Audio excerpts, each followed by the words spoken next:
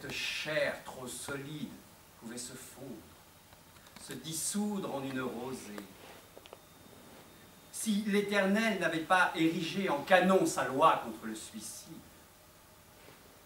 Oh Dieu, Dieu, combien usants, plats et stériles me semblent tous les usages de ce monde.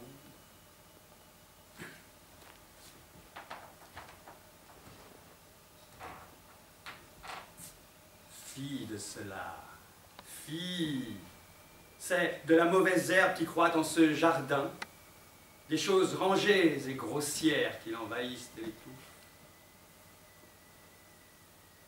Que l'on en soit arrivé là. Merde. Oui, Marlène. Oui. Et alors, qu'est-ce que vous voulez que ça me fasse? Ah non, non, pas maintenant. Oui, passez-le-moi. Oui. Bonjour, oui. Oui, oui, j'ai lu votre texte, oui. Non, non, désolé. Ah, écoutez, il ne correspond pas à la programmation que j'envisage pour mon théâtre, voilà. Hein? Ah non, non, j'ai pas le temps de vous expliquer, hein, voilà. Hein? Écoutez, je ne mettrai pas en scène un point, c'est tout. Voilà. Merci. Également. Fille de cela, fille. La mauvaise herbe. Oui, Marlène, quoi encore? Ah, Monsieur Viaroma. Bien sûr, oui, oui, oui, oui, faites-le entrer. Ah, Marlène, j'attends aussi Tiphaine Clément, hein. Prévenez-moi dès qu'elle est arrivée. D'ici là, on ne me dérange pas tant que je suis avec Monsieur Viaroma, hein.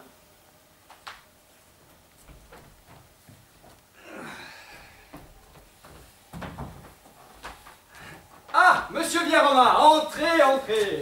Bonjour, je suis un peu en avance. Pas de problème. Comme ça, je suis ravi de vous recevoir dans mon théâtre. Hein. Merci d'avoir pris de votre temps. Ah, vous savez, j'ai tout mon temps. Bien. Quand je n'écris pas, c'est qu'il est quand. En ce moment, à vrai dire, je m'ennuie. Autrefois, entre un bouquin et l'autre, j'ai voyagé pour me distraire. Mais à présent, où qu'on aille, tout se ressemble. Partout, le fast-food, les mêmes publicités pour des voitures de luxe, et de plus en plus de gens scotchés sur l'écran de leur téléphone portable.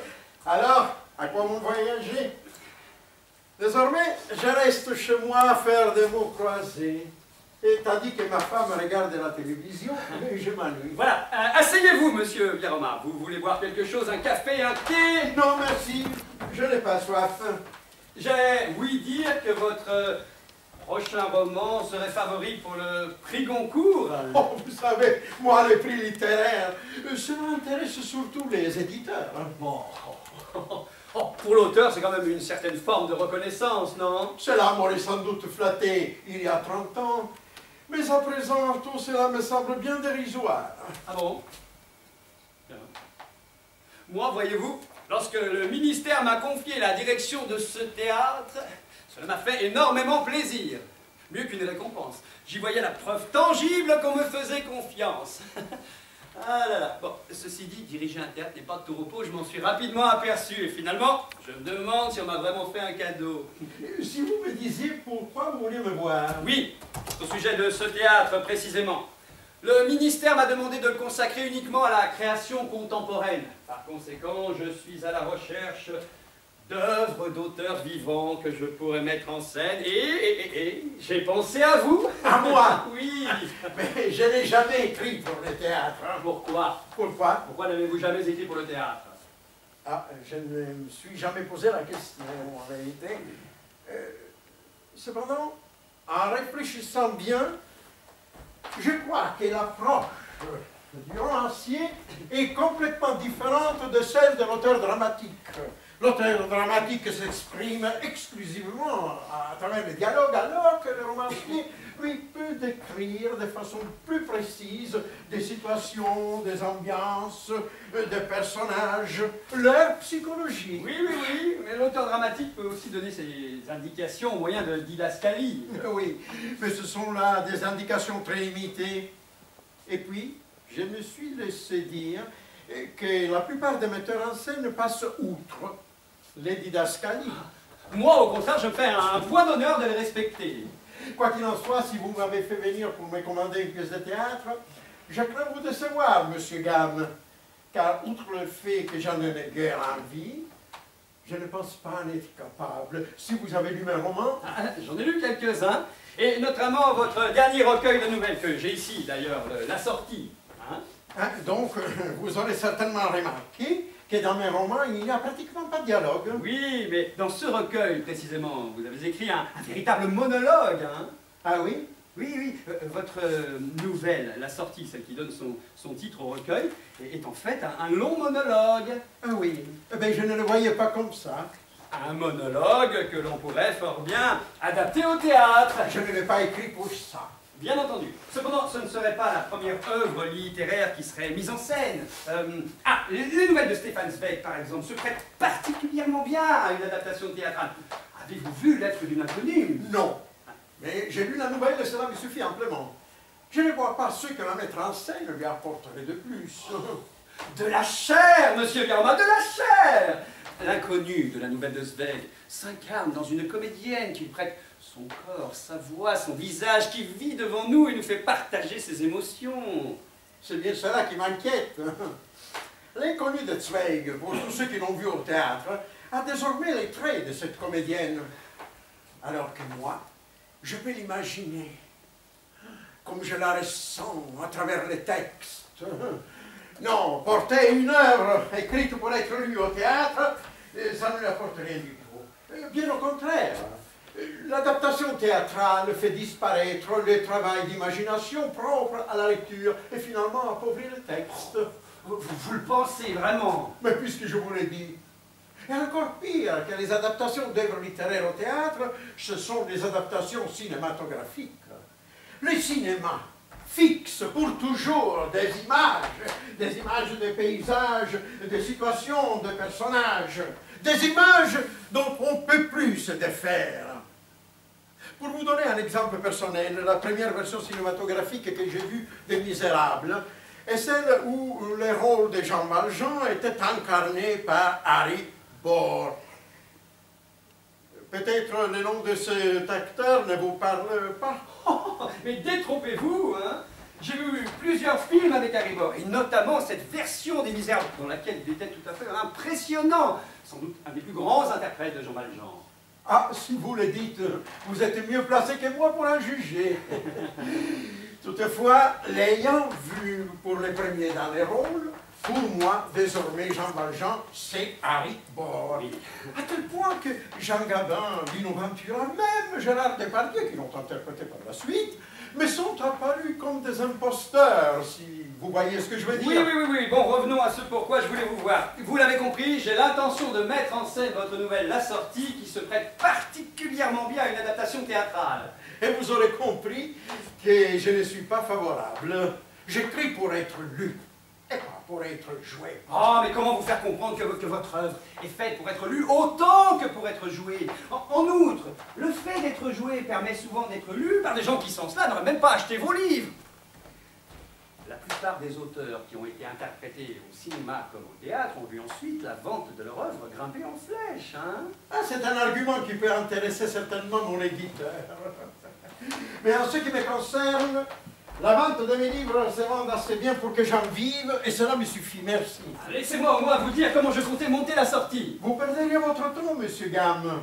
Et j'ai cru comprendre que ce théâtre vous en demande beaucoup de temps.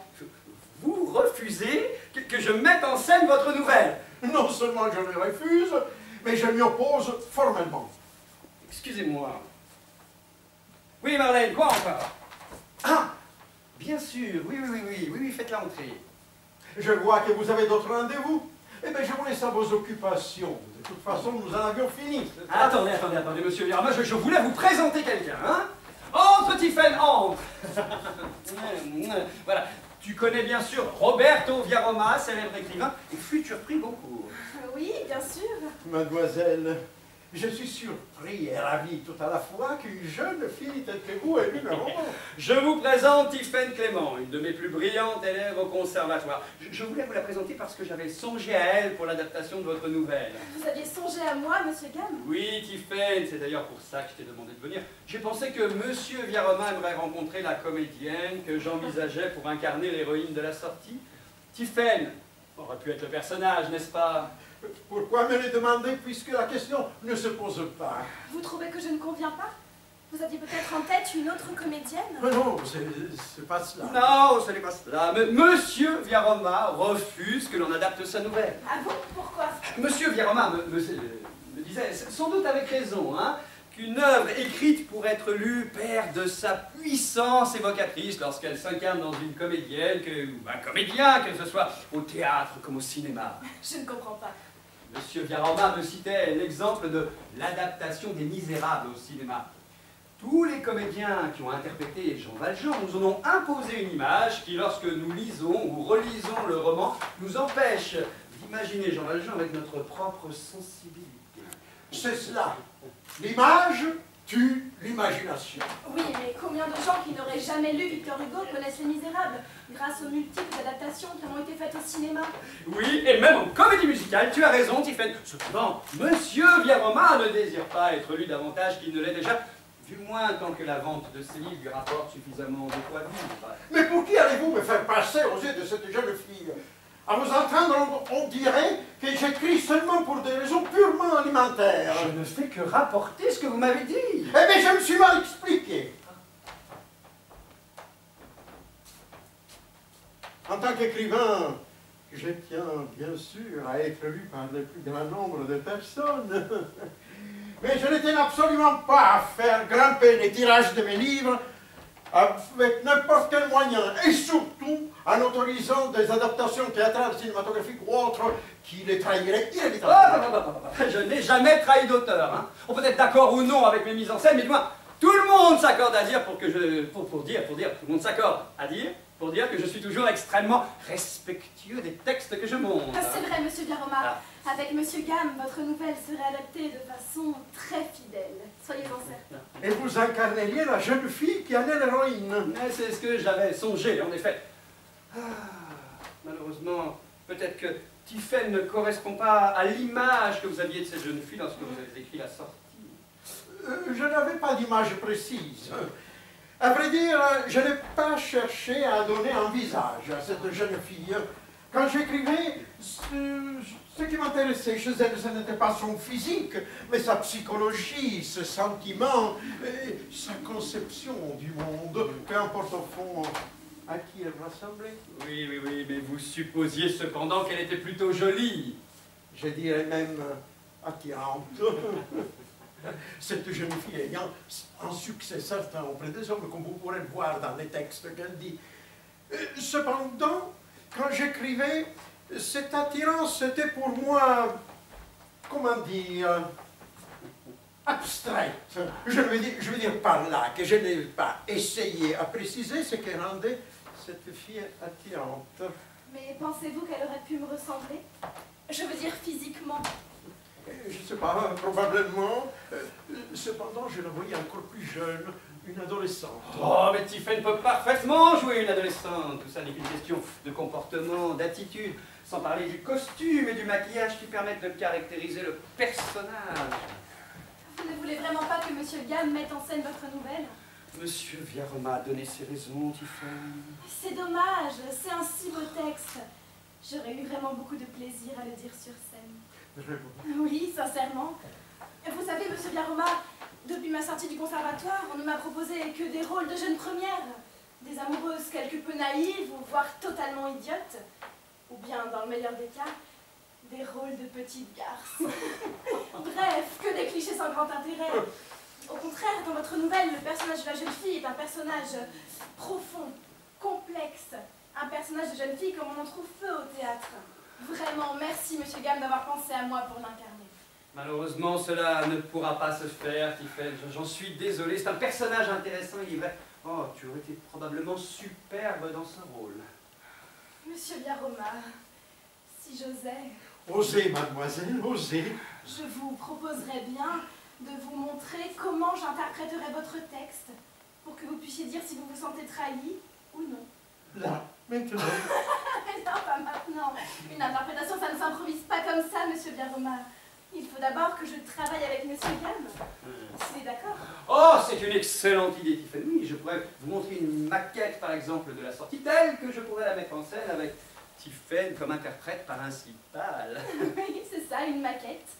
Vous êtes d'accord, monsieur Biarroma? Si cela peut vous faire plaisir.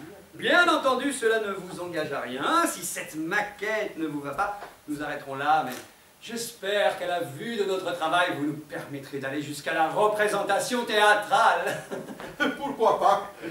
Au fond, cela n'engage que vous. Tout à fait. Alors, vous acceptez? Oui, j'accepte. Merci, monsieur Biarroma, merci beaucoup.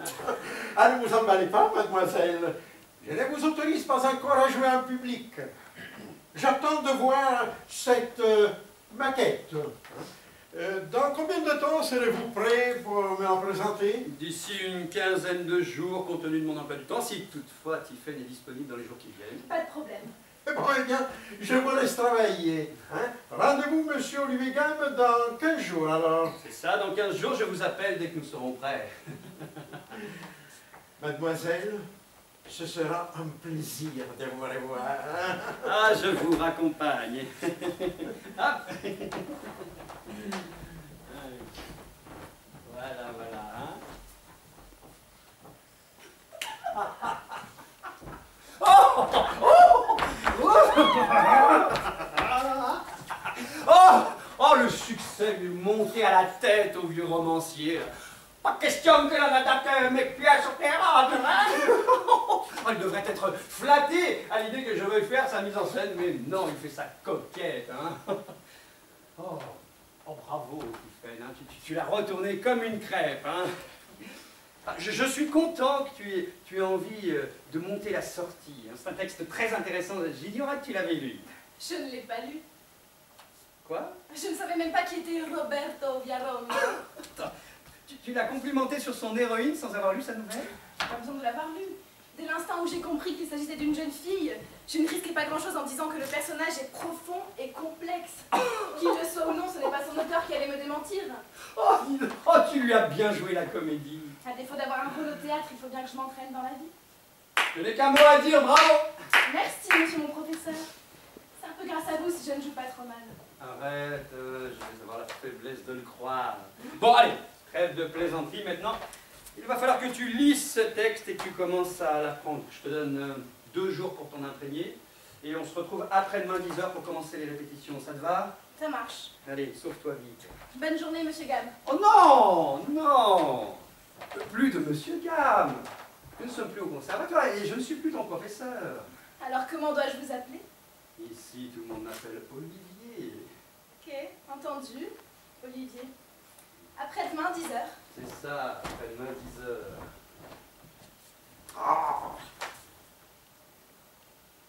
Oui, Marlène. Ah, oui. Oui, passez-le-moi. Oui, bonjour. Bonjour, bien. Et vous? Ma programmation, oui. Écoutez, là tout de suite, je ne peux pas vous la donner, hein.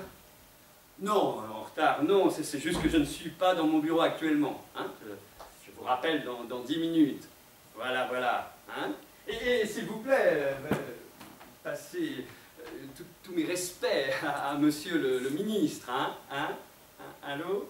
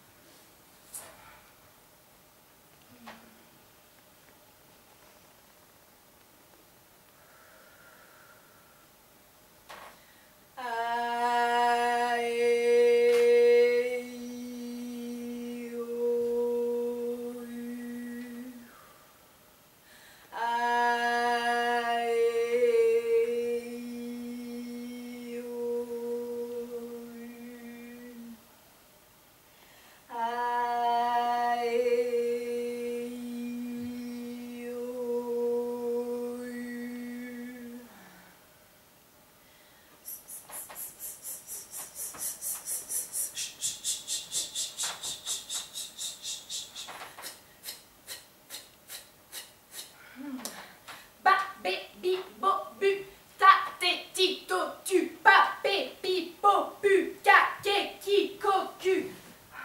C'est fait. Dans une heure, je n'appartiendrai plus à ce monde. J'aimerais voir la gueule de mes vieux quand Excuse-moi, je suis en retard. Décidément, ce théâtre me prend tout mon temps. Bon, tu as travaillé? Je ne connais pas encore tout le texte par cœur, mais une bonne partie. Bien, bien, bien. Qu'est-ce que tu en penses maintenant que tu l'as lu? Vous avez raison, c'est un personnage intéressant. Ah, il te plaît? Pour être franche, non, pas vraiment. Ah bon, pourquoi? Cette jeune fille suicidaire, c'est tout le contraire de ce que je suis. Bon, heureusement, il manquerait plus que tu sois aussi négatif que cet ado. Qu'est-ce qui vous a fait penser à moi pour ce rôle? D'abord, tu as l'âge, hein, ou presque, et puis ensuite, tu es attirante, comme dit Via Roma. Hein. Super. Autrement dit, vous m'avez choisi pour mon physique? Oh, plains-toi, tu fais. J'en connais beaucoup, moi, des comédiennes qui aimeraient avoir ton physique, hein. Pas seulement ton physique, mais ton talent aussi. Je te connais, Tiffen, j'ai été ton professeur au conservatoire. Je sais qu'il n'y a pas que le physique d'intéressant chez toi. Vous dites ça. Bon, allez, passons au personnage principal, si tu veux bien. Tu disais qu'il ne te plaît pas. Non, je ne l'aime pas. Bon, très bien, parce qu'elle non plus, elle ne s'aime pas. Sinon, évidemment, elle ne chercherait pas à se suicider. Hein. Garde bien ça en tête. Hein. Tu ne l'aimes pas, et c'est même le contraire de ce que tu voudrais être. Hein. Comme ça, tu n'auras aucun mal à la faire mourir. D'accord. Bon, ok. Tu viens de dire le texte comme ça, comme tu le ressens. Hein. Tu peux le garder pour l'instant.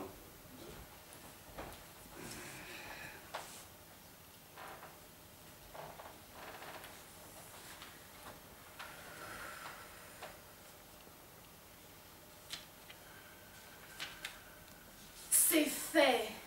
Dans une heure, je n'appartiendrai plus à ce monde de zombies. J'aimerais voir la gueule de mes vieux quand ils vont me trouver. J'imagine ce qu'ils vont dire. Pourquoi a-t-elle fait ça? Elle ne manquait de rien. Je ne manque de rien, c'est vrai. Je manque de tout. Ils ne vont pas comprendre. Ils ne m'ont jamais comprise. Ma mère, qui voudrait que je lui ressemble. Non, elle s'est bien regardée. Mon père, qui continue à m'appeler sa princesse.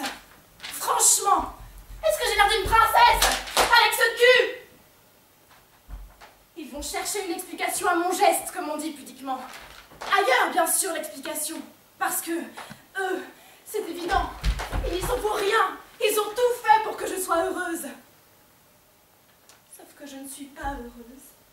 Je n'ai jamais été heureuse. On a laissé libre de faire tout ce qu'elle voulait. Trop libre, peut-être. On aurait dû surveiller davantage ses fréquentations. Ah oui, mes fréquentations. C'est vrai que je préfère la bande de glandeurs qui squattent pas loin de notre immeuble aux jeunes gens pleins d'avenir que je suis censée retrouver sur les bancs de l'université. Est-ce que mes vieux savent que je n'y ai jamais mis les pieds à l'université? Ma mère sans doute, probablement. Ah! Sa tête, quand elle m'a surprise un après-midi au lit avec Bruno alors que j'aurais dû être en cours. Bruno. C'est sûr qu'il n'a pas le look du gendre idéal. Tatoué des pieds à la tête, le Bruno. À poil, on a l'impression qu'il est encore habillé. À cause de ce nul. Moi aussi, je me suis fait tatouer sur le ventre et à l'intérieur des cuisses. Tatoué à vie. Ma mère s'en est aperçue un jour où j'avais oublié de fermer la porte de la salle de bain. Oh, c'est affreux! Comment as-tu pu faire ça? Ce Bruno t'a rendu complètement folle, ma parole. Avec ses horreurs sur ta peau, désormais, aucun homme convenable ne voudra de toi. Ça tombe bien. Je ne veux pas d'un homme convenable. Mais elle avait raison, j'étais devenue folle. À présent, je ne supporte plus de voir ces tatouages. Heureusement, bientôt la question ne se posera plus. Oui, j'étais devenue folle, mais pas folle de Bruno que ma mère rend coupable de tous mes maux. Hier encore, je l'ai entendu dire à une voisine avec qui elle prenait le thé, c'est depuis que ma fille ne voit plus ce Bruno qu'elle ne va pas bien. Ma mère sait que je ne vois plus Bruno parce que j'ai eu le malheur de le lui dire il y a quelques jours, quand d'un air faussement détaché, elle m'a demandé « Comment va ton ami Bruno ?» Ma réponse semble l'avoir soulagée sur le moment. Une peine de cœur! Voilà l'explication qui rassurera tout le monde. Mourir par amour, c'est romantique. Même pour un gars aussi nul que Bruno le tatoué, ça reste romantique. Seulement voilà. Je ne vois plus Bruno parce que je ne veux plus le voir, un point c'est tout. Et Et ça, ma mère ne le sait pas. Ma mère ne sait pas grand-chose de moi. Pourtant, elle est curieuse. Mais moi, je lui en dis le moins possible. Elle ferait un malaise si elle apprenait que j'ai quitté Bruno pour Monsieur Louis, un homme convenable, comme elle dit. Convenable, mais marié néanmoins. Et qui n'a eu aucun scrupule à coucher avec moi qui est l'âge de sa fille. C'est vrai qu'il a été un peu refroidi au début, l'homme convenable, quand il a découvert mes tatouages. Mais il est rapidement passé outre. Au début, les 5 à 7 avec le vieux bourge dans le dos de sa femme, je trouvais ça plutôt marrant. Marrant? Mais quand même pas au point de prendre goût à la vie. En fait, cette relation était tout aussi merdique que celle avec Bruno, mais dans un autre genre. En tout cas, si je ne vais pas bien, comme dit ma mère, ce n'est ni à cause de Bruno, ni à cause de Monsieur Louis. D'ailleurs, est-ce que je vais mal? Je vais, c'est tout. Le problème, c'est que je ne sais pas où je vais. Enfin, c'était le problème, car maintenant je sais. Je vais vers la sortie, dans moins d'1 heure désormais. En fait, tout le monde va vers la sortie. La différence, c'est que moi, j'ai choisi mon heure. Les autres, en général, passent leur temps à essayer de l'oublier, cette sortie. Alors ils trichent. Ils vont en vacances, ils vont au travail, ils vont en boîte, ils vont à la messe, ils vont à gauche, ils vont à droite. Ils vont toujours quelque part, mais jamais vers la sortie. Et moi, je n'ai envie d'aller nulle part. Alors pourquoi attendre, comme eux, toute une vie inutile? Ouais, bon, ok, c'est bon, on va s'arrêter là, hein, c'est pas mal. Mais ça manque un peu d'intention, de vérité, un peu too much, quoi, ça, hein, voilà. Cette jeune fille vient d'avaler un tube de barbiturique. Et la première chose à laquelle elle pense, c'est à la réaction de ses parents. Pourquoi, d'après toi? parce que c'est eux qu'elle veut punir en se suicidant. Elle leur en veut, c'est clair. Elle leur en veut sans qu'elle ait de raison précise de leur en vouloir. Hein. Elle dit d'ailleurs qu'ils l'ont laissé libre de faire à peu près tout ce qu'elle voulait. Peut-être que c'est ça, au fond, qu'elle leur reproche. Tu penses qu'elle leur reproche leur laxisme? Sûrement. C'est terrible, ces parents qui démissionnent, qui ne vous donnent aucun repère. J'ai l'impression que tu as connu ça, je me trompe? Un peu, oui. Bon, bah tu vois, tu n'es pas aussi éloigné de cette jeune fille que tu croyais. Toi aussi, tu en veux à tes parents. Plus maintenant. Mais à une certaine époque, oui, je leur en ai voulu énormément. Bon, bah c'est parfait. Souviens-toi de cette époque. Lorsque tu pensais à eux, tu avais la rage. Hein. Retrouve cette rage, essaye de la mettre dans les mots de cette jeune fille. Tu veux bien essayer avec cette indication? Bien sûr, on est là pour ça. Bon, on reprend depuis le début. Ok.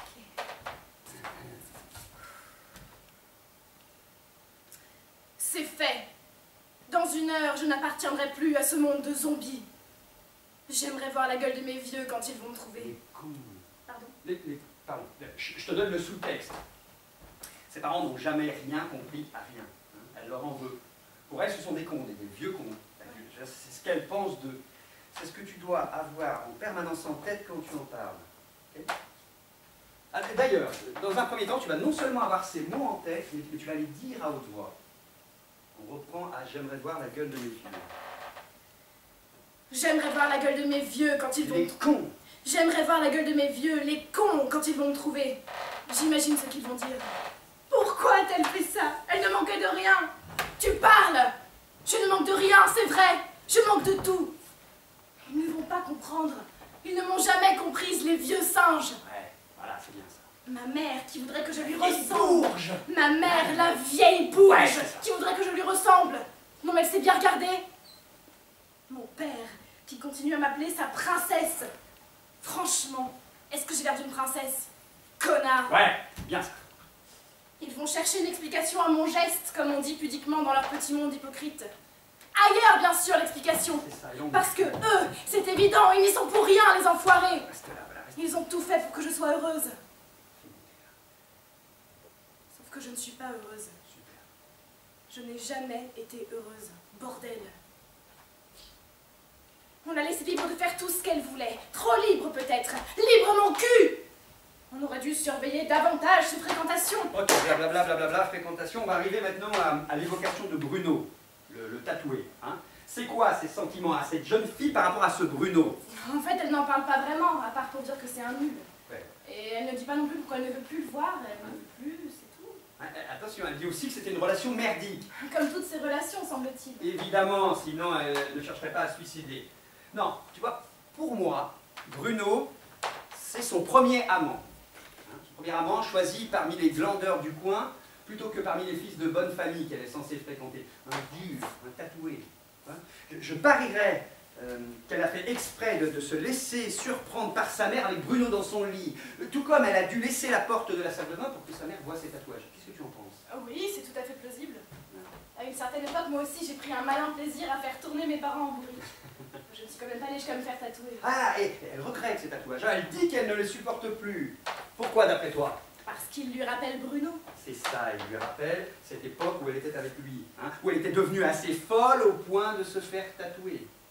Maintenant, elle ne supporte plus cette peau marquée à vie qui ne cesse de lui rappeler Bruno, le mauvais souvenir. Tiens, tu as peut-être toi aussi le souvenir d'un petit copain qu'elle m'a bien oublié. Oui, j'en ai plusieurs, oui. Bon. Est-ce que tu peux mettre un visage sur l'un d'entre eux? Oui. Un prénom? Le premier qui me vient, c'est Gaël. Parfait. Va me dire la partie consacrée à Bruno en pensant à Gaël et à tout ce qui te rappelle de moche. Ah, et surtout, tu n'oublies pas la violence quand tu parles de la mère. Allez, vas-y. C'est vrai que je préfère la bande de glandeurs qui squattent pas loin de notre immeuble aux jeunes gens pleins d'avenir que je suis censée retrouver sur les bancs de l'université. Plus fort. Est-ce que mes vieux savent que je n'y ai jamais mis les pieds à l'université? Très bien. Ma mère sans doute, probablement. Sa tête, quand elle m'a surprise un après-midi au lit avec Bruno alors que j'aurais dû être en cours. Bruno. C'est sûr qu'il n'a pas le look du genre idéal. Tatoué des pieds à la tête, le Bruno. À poil, on a l'impression qu'il est encore habillé. Et à cause de ce nul. Allez, fais monter. Moi aussi, je me suis fait tatouer. Sur le ventre et à l'intérieur des cuisses. Tatoué à vie. Ma mère s'en est aperçue un jour où j'avais oublié de fermer la porte de la salle de bain. C'est affreux! Comment as-tu pu faire ça? Ce Bruno t'a rendu complètement folle, ma parole! Avec ces horreurs sur ta peau, désormais, aucun homme convenable ne voudra de toi! Ouais, c'est pas mal. Un peu plus aiguë la voix de la mère, qu'on fasse bien la différence. Elle reste bien sur place, mais c'est super, c'est bien l'engagement, tu vois. Bon, on passe maintenant à l'évocation de l'homme convenable, le monsieur Louis. Pourquoi, d'après toi, a-t-elle une relation avec cet homme qui pourrait être son père? Toujours pour provoquer ses parents, je suppose. Attention, cette fois, ses parents n'en savent rien. Elle cache cette relation à sa mère. Sa mère qui ferait un malaise si elle l'apprenait. Non, pour moi, après Bruno le nul, elle a voulu tester son pouvoir de séduction sur un homme plus mûr, qui, contrairement à son père, ne la considère pas comme sa petite fille ou comme sa princesse, mais comme une femme.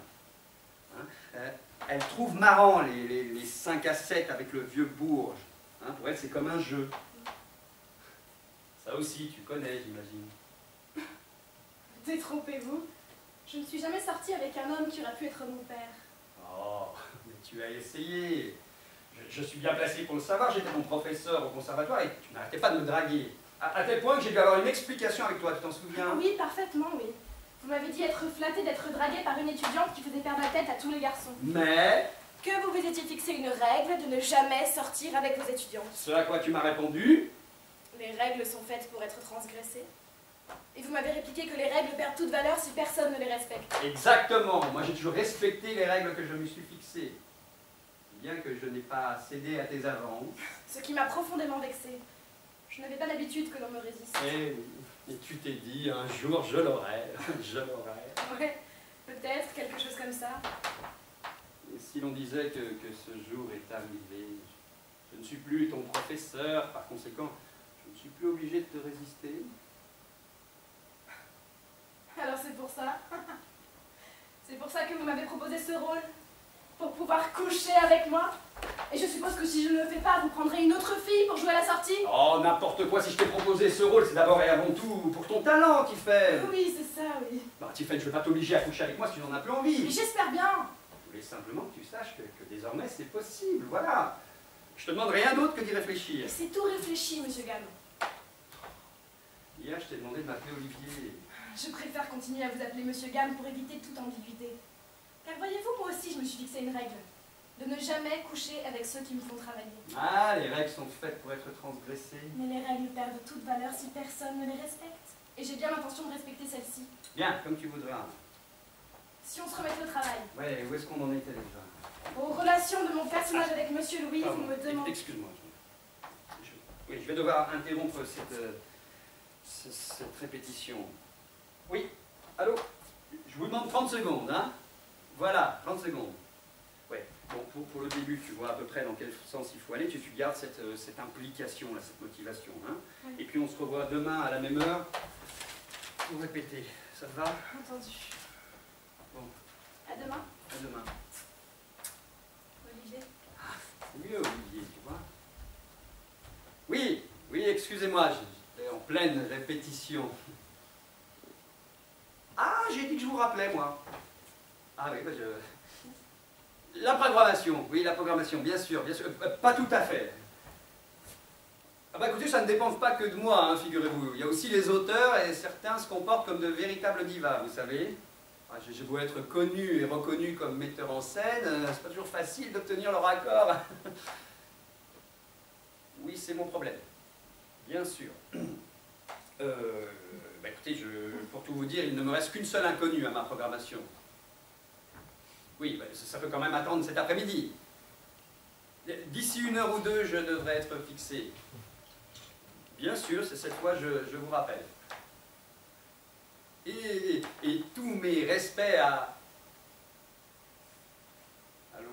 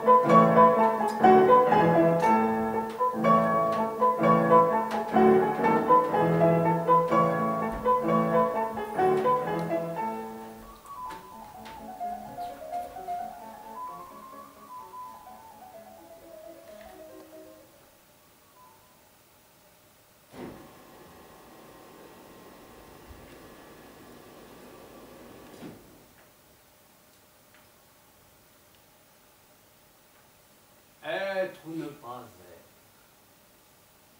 C'est là la question. To be or not to be? That is the question.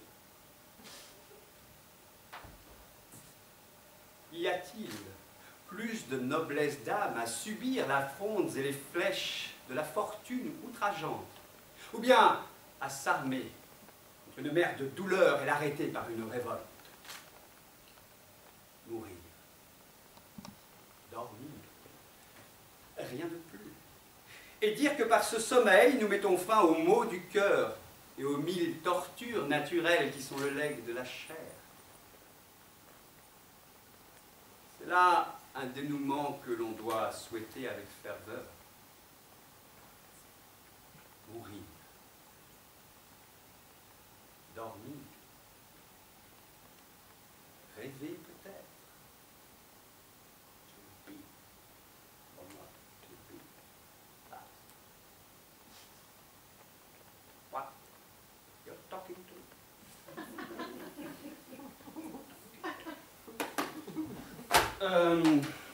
Tiphaine, si tu es bientôt prête, Guilleroma va pas tarder à arriver. Tiphaine, tu m'entends? Bientôt. Ah, Monsieur Guilleroma, vous êtes en avance. Ah, en entrez, je vous prie. Tiphaine achève de se préparer, ça ne devrait pas être long. J'ai tout mon temps, comme vous savez. Tant mieux, comme ça, nous pourrons discuter après ce que nous allons vous montrer. Hein. Je vous avais dit 15 jours, vous voyez qu'à quelques jours près, nous tenons nos délais. Je vois, je vois.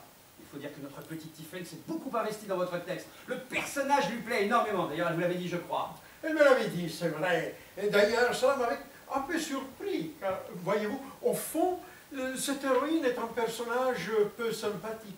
Oh, mais c'est ça qui est intéressant à jouer pour une comédienne. Tiphaine vous le dira elle-même. Elle est très contente d'avoir pu travailler ce personnage et elle vous remercie de nous avoir permis de montrer cette maquette.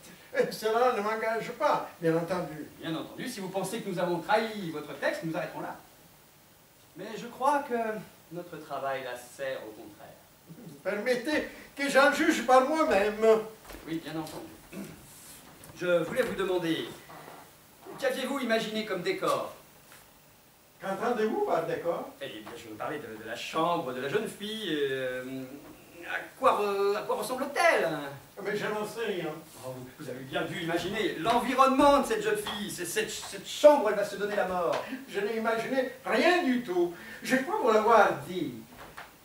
Quand j'écris, je n'ai pas d'image précise dans la tête. Ce sont davantage les sensations qui me guident. Oui, j'écris en suivant ce que je ressens, ce que je crois être l'état psychologique du personnage dans la situation où je l'ai placé. D'ailleurs, dans la sortie, vous l'avez vu, il n'y a aucune description ni même indication sur le lieu physique où se passe l'action. Oui, c'est bien pour ça que je vous pose la question. Ce lieu, à quoi ressemble-t-il? Encore une fois, je ne le sais pas. Et puis, cette question n'a aucune importance en mes yeux. Pour le public, il faut bien montrer quelque chose, un décor. Mais ça, c'est votre problème, hein? Vous avez raison. Bien que vous n'ayez pas une idée précise du lieu où se déroule l'action, je suis sûr que quand vous écriviez la sortie, vous aviez en tête la chambre de vos enfants lorsqu'ils étaient ados. Et je n'ai pas d'enfant. Ah bon? Mais vous n'avez pas d'enfant. Cela vous surprend? Je ne sais pas pourquoi, je vous imaginais père d'une jeune fille, une adolescente un peu rebelle dont vous seriez inspiré pour écrire la nouvelle. Non, la sortie est une pure fiction. Oh, vous avez mis quand même beaucoup de vous-même dans ce texte. Il faut que je vous rappelle la phrase de Flaubert. Ah, Madame Bovary, c'est moi. Exactement. Il y a toujours une part de soi dans ce que l'on écrit. Évidemment, j'enfonce des portes ouvertes. Ah, ça, je ne vous le fais pas dire. Bon, Tiphaine doit être prête. Je vais voir où elle en est. Installez-vous confortablement. Hein.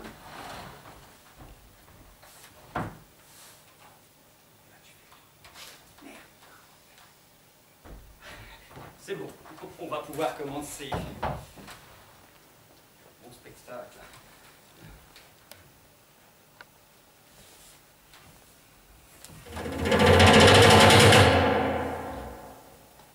Sie will ein Fisch im Wasser sein, im flaschengrünen tiefen See. Sie will mit Wasser sich besaufen und Barblasen blubbern lassen.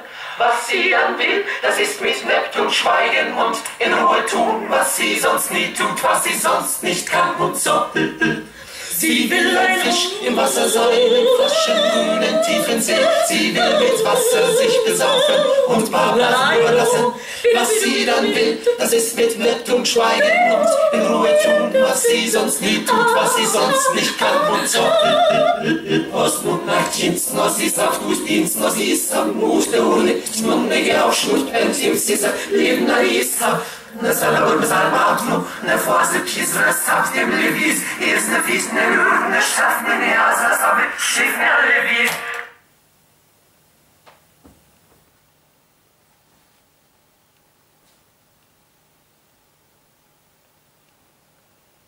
C'est fait.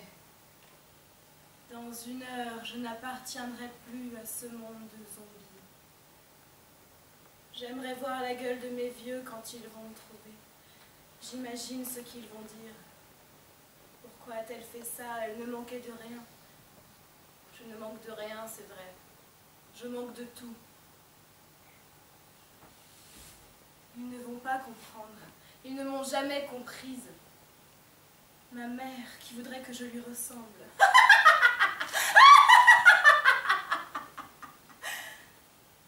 Non mais elle s'est bien regardée. Mon père qui continue à m'appeler sa princesse. Franchement, est-ce que j'ai l'air d'une princesse? Ils vont chercher une explication à mon geste, comme on dit pudiquement. Ailleurs, bien sûr, l'explication. Parce que eux... C'est évident, ils n'y sont pour rien. Ils ont tout fait pour que je sois heureuse.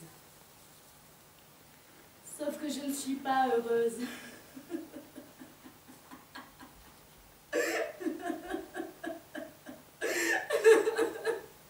Je n'ai jamais été heureuse. On l'a laissée libre de faire tout ce qu'elle voulait. Trop libre peut-être.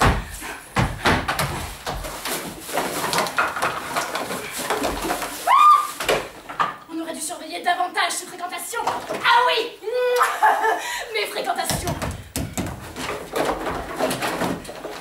C'est vrai que je préfère la bande de glandeurs qui squattent pas dans notre immeuble aux jeunes gens pleins d'avenir que je suis censée retrouver sur les bancs de l'université. Est-ce que mes vieux savent que je n'ai jamais mis les pieds à l'université?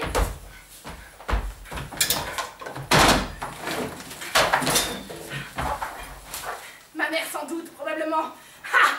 Sa tête quand elle m'a surprise un après-midi au lit avec Bruno alors que j'aurais dû être en cours. Bruno! Bruno! C'est sûr qu'il n'a pas le look du genre idéal. Tatoué les pieds à la tête, le Bruno. À poil, on a l'impression qu'il est encore habillé. Cause de ce nul. Moi aussi, je me suis fait tatouer. Sur le ventre et à l'intérieur des cuisses. Tatoué à vie.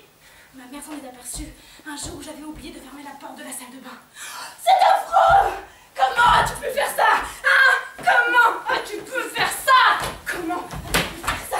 Comment as-tu pu faire ça? Comment as-tu pu faire ça?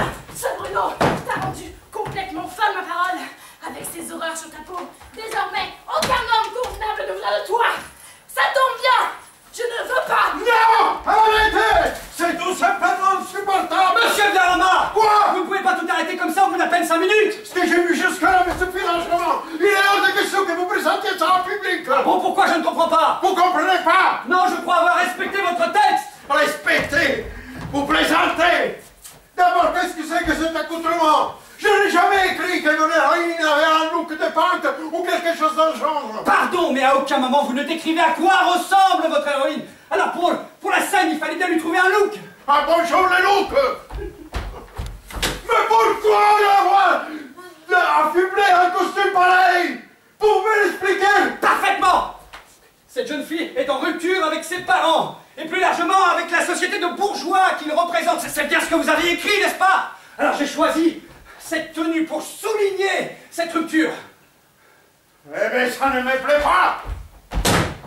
Bon, et comment vous l'aviez imaginé? J'en sais rien! En tout cas, je n'aurais pas pensé qu'elle puisse s'enlaidir à ce point! Pardon, mais vous avez quand même écrit qu'elle s'est fait tatouer le ventre et l'intérieur des cuisses. Si c'est pas ça, sans les dire! Mais ce tatouage ne se voit pas! Alors que cette tenue... Ces tatouages ne se voient pas? Dites-vous, mais elle les voit! Elle en parle, elle dit qu'elle ne les supporte plus, ces tatouages! C'est si important pour elle qu'à un moment donné, j'ai imaginé la faire apparaître nue sur scène pour qu'on les voie, ces tatouages! Ah, vous auriez sans doute préféré, mais Tiphaine a refusé de se faire tatouer! Vous plaisantez! Évidemment que je plaisante! Parce que votre argument ne tient pas, franchement, s'il n'y a que le look qui vous gêne. Non, il n'y a pas que ça! Ah, quoi d'autre? Vous la faites vociférer, alors qu'elle vient d'avaler un tube de barbiturique! Mais c'est totalement aberrant! Qu'est-ce qui est aberrant? De crier, d'hurler, de gesticuler, de renverser le meuble! Alors qu'elle vient de décider de mourir! Pourquoi? Parce que le pas est franchi. Dès que le verre est bu, tout s'apaise. Bien au contraire. Ouais. Qu'est-ce que vous en savez? Vous avez déjà assisté à un suicide? Bon, non plus. Eh ben, je peux le montrer comme bon me semble. Seulement que ça se voit pas. À aucun moment dans ce que j'ai vu, on peut imaginer que cette fille va mourir dans l'heure qui suit. Évidemment, vous n'avez vu que les 5 premières minutes. Si vous ne nous aviez pas interrompus. Ah, je n'en doute pas que vous la faites se calmer à la fin. Mais au début, on a l'impression qu'il va prendre un revolver et se met à tirer sur tout ce qui bouge, à commencer par ses parents, bien sûr. Non, selon moi, Une fois pris les barbituriques, elle devrait s'allonger calmement sur son lit. Ah oui, et puis alors c'est allongée calmement sur son lit qu'elle balance les vacheries sur Bruno, sur l'homme convenable, sur ses parents et sur cette société de zombies, comme elle dit. Bien sûr, elle parle de tout ça avec détachement, même avec une certaine ironie, comme si elle se souvenait d'un monde auquel elle n'appartient déjà plus. Un suicide serein, en quelque sorte. Exactement. La gesticulation que vous me présentez, monsieur Gamme, permettez-le-moi, est un véritable contresens. Pas du tout. Et je peux vous le prouver si vous voulez entendre mes arguments. Vous perdez votre temps. Si vous y tenez. J'y tiens. Eh bien, soit. Je vous écoute. D'abord, je vous rappelle qu'il s'agit du suicide d'une jeune fille, monsieur Viroma. Ah, ça, je le sais bien. Oui, mais vous semblez l'oublier. C'est une jeune fille, une adolescente pleine de vie qui a décidé d'en finir avant même d'avoir vécu. Alors, pendant cette dernière heure, elle ne peut pas être calme et détachée, comme vous dites. Hein. Le suicide est un acte violent, un acte contre nature pour une fille aussi jeune. Alors, si elle vocifère, si elle gesticule, comme vous dites, contre ses parents, contre ses amants, et puis contre la société tout entière, c'est pour se donner du courage, pour se convaincre une dernière fois qu'elle a raison de quitter ce monde de zombies. Je ne le vois pas comme ça. Ah non, j'ai bien compris, vous aviez imaginé un suicide serein. Ah, peut-être aviez-vous en tête le suicide de Stefan Zweig lorsque vous avez écrit La Sortie. Hein? Le suicide d'un vieil homme usé, conscient que le monde court à sa perte. Un suicide auquel vous pensez peut-être vous-même sans avoir le courage de l'accomplir. N'importe quoi. En tout cas, si c'est ce genre de suicide que vous vouliez décrire, il fallait pas prendre une jeune fille comme héroïne. Moi, c'est précisément le fait que vous ayez choisi une adolescente plutôt qu'un vieillard qui m'a intéressé dans votre nouvelle. Ah oui? Le suicide d'un homme au terme d'une vie dont il a fait le tour n'est au fond qu'une légère anticipation sur une fin qui va arriver à plus ou moins brève échéance. Chacun peut le comprendre, même l'accepter.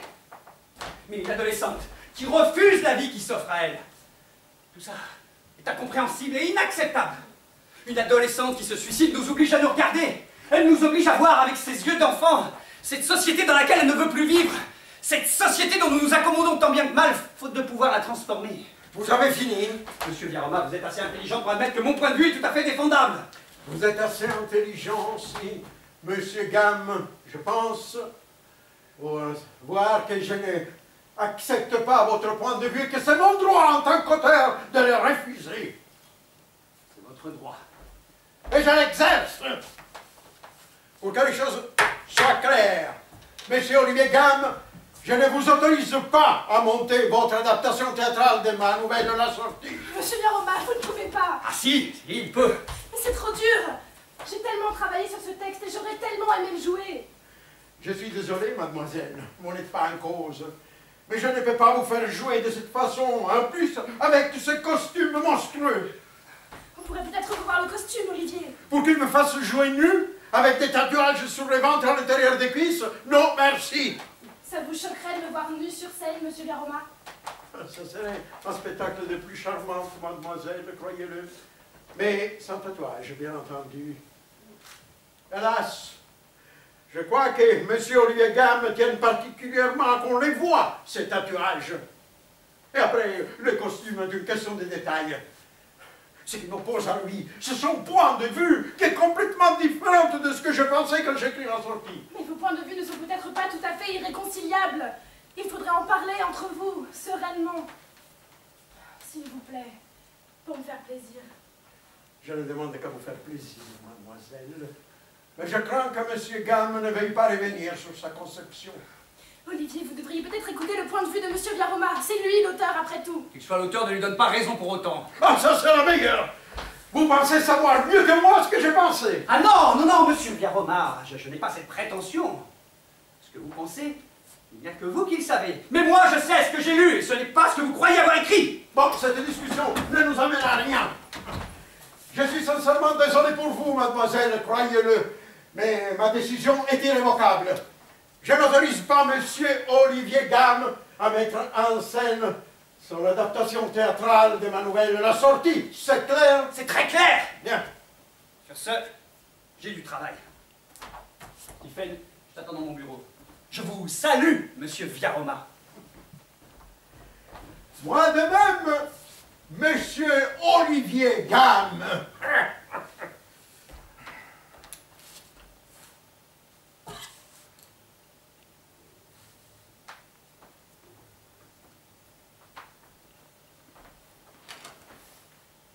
Mademoiselle, j'espère que nous aurons l'occasion de nous voir dans de meilleures circonstances. Attendez, monsieur Biarroma. Si je parviens à convaincre Olivier de modifier sa mise en scène dans votre sens, serez-vous prêt à revenir sur votre position? Cette hypothèse me semble bien improbable, mademoiselle. Monsieur Olivier Gamme me semble être un homme particulièrement entêté, pour ne pas dire buté. Je dirais plutôt un homme qui a des convictions. Cependant, je pense pouvoir lui faire changer la vie. Vous n'êtes doutez de rien, mademoiselle. Finalement, vous avez raison. La certitude, c'est la force de la jeunesse. À mon âge, on n'en a guère plus de certitude, sauf à être un vieux con. Vous ne m'avez toujours pas répondu, monsieur Biarroma. Si je parviens à convaincre Olivier de changer sa mise en scène, me laisserez-vous monter la sortie? Comment pensez-vous le convaincre? Je crois avoir une certaine influence sur vous. Vous couchez avec lui, c'est ça? Je m'y suis refusée jusqu'à présent. Jusqu'à présent. Mais pour qu'il change sa mise en scène, vous êtes d'accord à coucher avec lui? Pourquoi pas? Je vous choque? Vous êtes si jeune. Monsieur Olivier Gamme pourrait être votre père. Mais il ne l'est pas. Voyez-vous, monsieur Biarroma, j'aime les hommes plus âgés. Les garçons de mon âge m'ennuient terriblement. Vraiment? Des gamins qui jouent les jeunes coqs et croient tout connaître alors qu'en fait ils ne savent rien de la vie. Un homme mûr, au contraire, peut vous faire partager son expérience. En plus, les jeunes gens n'ont en général aucune conversation. Non, vraiment, pour moi, ils ne présentent aucun intérêt. Pour la conversation, peut-être. Mais au lit. Au lit, les jeunes gens s'avèrent bien trop vite, alors qu'un homme mûr sait prendre tout son temps. C'est qu'il ne peut guère faire autrement. Mais l'hommage en est d'autant plus grand. Et si l'homme âgé est parfois moins pénétrant, il sait comment par ailleurs nous donner du plaisir. Si vous le dites. Croyez-moi, je parle en connaissance de cause. Vraiment. Et si vous voulez essayer de convaincre Monsieur Olivier Gamme de changer sa mise en scène, vous tentiez de me convaincre, moi, de l'accepter telle qu'elle, cette mise en scène. Monsieur Biarroma, c'est vous l'auteur. Je ne peux pas vous convaincre de quelque manière à accepter une mise en scène qui vous déplaît. C'est au metteur en scène de plier. Oh, pas nécessairement. L'auteur ne connaît jamais complètement la portée de ce qu'il écrit. Parfois, le point de vue d'une personne extérieure, d'un critique, du metteur en scène en l'occurrence, peut éclairer la pièce de façon à la rendre plus intéressante. Peut-être M. Olivier Gamme a raison en disant qu'une jeune fille ne peut pas se suicider sereinement. Et vous, Tiphaine, qu'en pensez-vous? Je n'en sais rien. Ce que je peux dire en tant que comédienne, c'est que pour moi, il est plus intéressant de jouer une ado révoltée qu'une jeune fille résignée. Et voilà un argument de nature à me faire réfléchir. Je pourrais accepter les points de vue d'Olivier Gamme. Vous feriez ça? Uniquement pour vous faire plaisir, Tiphaine, croyez-le.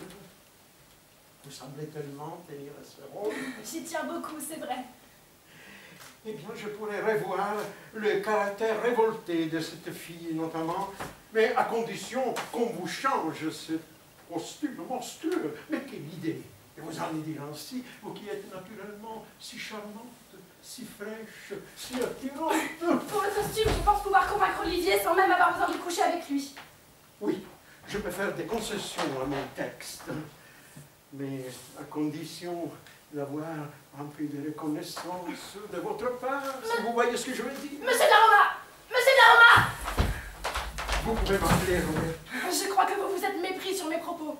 Mais vous avez dit que vous préférez les hommes mûrs aux jeunes gens de votre âge, vous l'avez dit, je n'ai rien inventé. Mais c'était pour vous expliquer que je n'aurais aucun problème à coucher avec Olivier, malgré notre différence d'âge. Vous n'avez aucun problème à coucher avec Olivier Gamme, alors que vous semblez en avoir un à coucher avec moi. Pourquoi?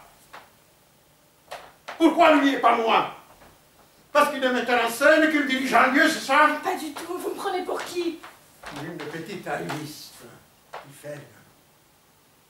Vous me préférez Olivier Gamme parce qu'il peut servir votre carrière, alors que moi je vous suis apparemment d'aucune utilité. Eh bien, détrompez-vous, Tiphaine. Ma notoriété peut m'ouvrir bien de portes, croyez-le. Moi aussi, je peux vous aider. À condition... Monsieur Daruma, vous perdez la tête! Je vous dégoûte, c'est ça? Dites-le, je vous dégoûte! Non, voyons. Bien vu. À vos yeux, je ne suis qu'un vieux dégoûtant, c'est ça? Vous avez raison, je me dégoûte moi-même. En plus, je suis complètement ridicule. À mon âge, pensez pouvoir intéresser une jeune fille aussi attirante que vous. Ah, c'est complètement grotesque. Je suis désolée si j'ai pu vous laisser... Ne vous excusez pas, mademoiselle. C'est moi qui me suis bêtement imaginé. On est fou. J'ai honte. J'ai honte. Je vous demande pardon. Vous partez! Je me suis assez ridiculisé, vous ne trouvez pas? Ne pensez pas ça. Dites-moi au moins où je peux vous joindre. Pourquoi voudriez-vous me joindre? Je vais vous prévenir dès que Olivier aura décidé de changer sa mise en scène. Je crois qu'il me contactera lui-même. Sans doute, mais j'aimerais être la première à vous l'annoncer. Si vous y tenez. Voici ma carte. Merci. Je vous dis à bientôt. À bientôt. Croyez-vous? J'en suis sûre. Adieu. Tiffany.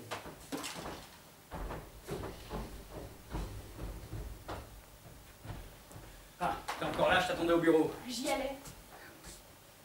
Excuse-moi, je pensais pas que Viaroma allait réagir comme ça. Il a vraiment buté le vieux romancier. C'est drôle, il dit exactement la même chose de vous. Vraiment. Mais il a été surpris, ça c'est sûr.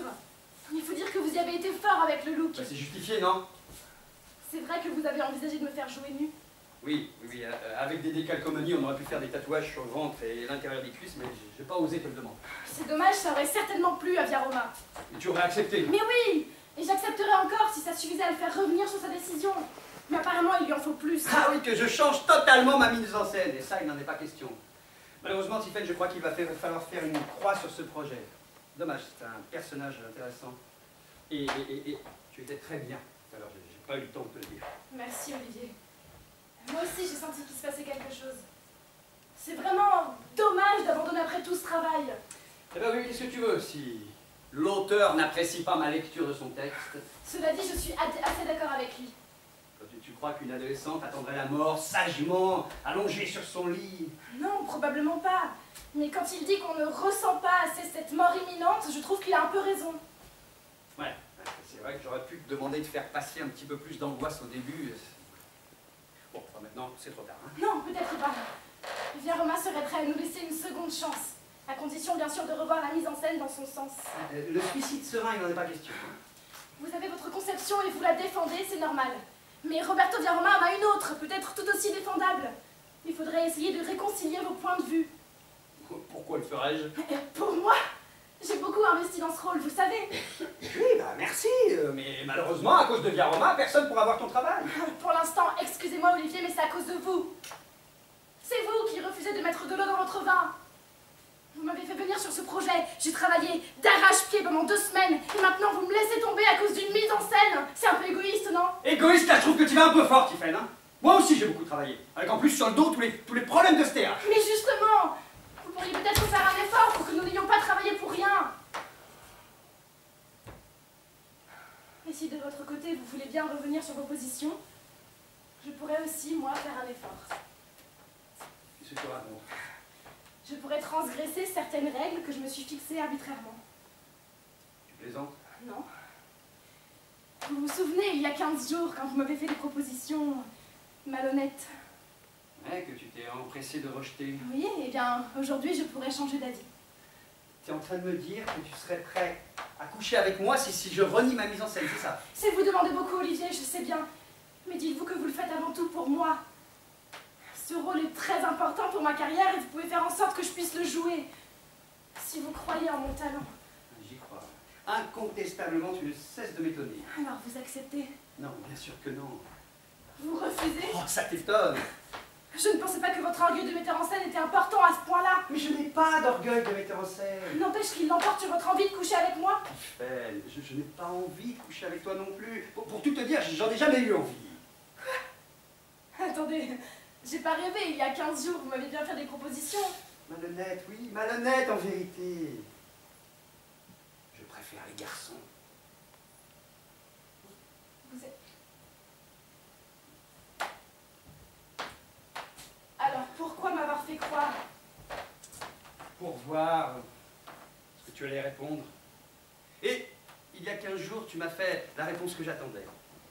La réponse que vous attendiez? Oui, tu m'as dit qu'il n'était pas question pour toi de coucher avec ceux qui te faisaient travailler.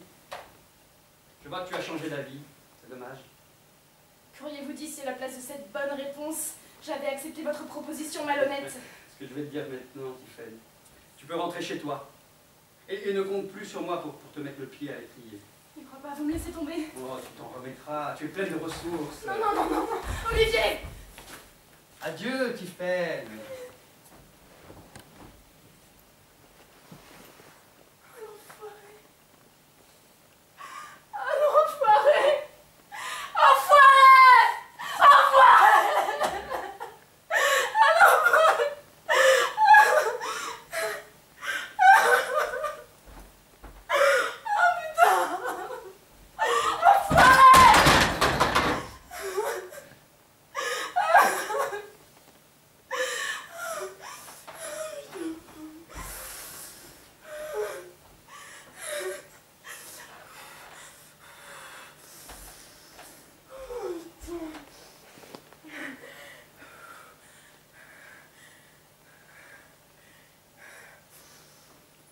Olivier n'est pas le seul metteur en scène sur Terre.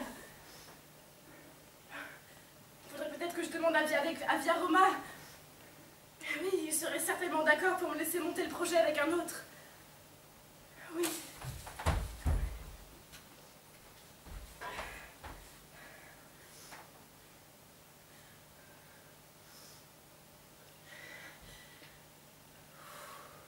Oui, bonjour. Ici Tiffany Clément. Est-ce que je pourrais parler à Monsieur Via Roma, s'il vous plaît? Mort? Comment ça? Suicidé? Non, non. Rien d'important. Toutes mes condoléances, madame.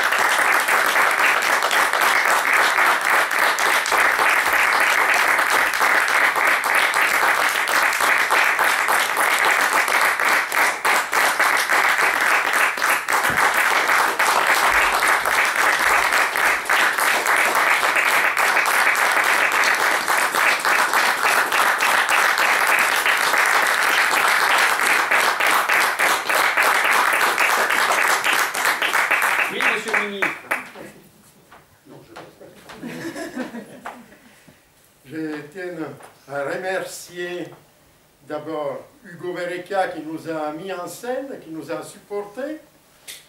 Et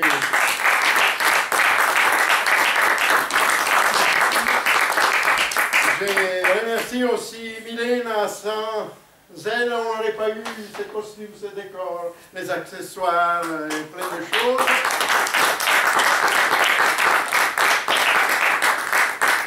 David, qui nous a suivis avec sa caméra infernale. Et un remerciement tout à fait particulier à Patrick Morel, et bien évidemment la commune de Glazé qui nous a mis à disposition ce lieu, mais qui a été rendu vivant et très agréable par la présence de Patrick, qui a été à côté de nous comme un frère plus que comme un ami. Et il a fait la conception en lumière. Merci Patrick.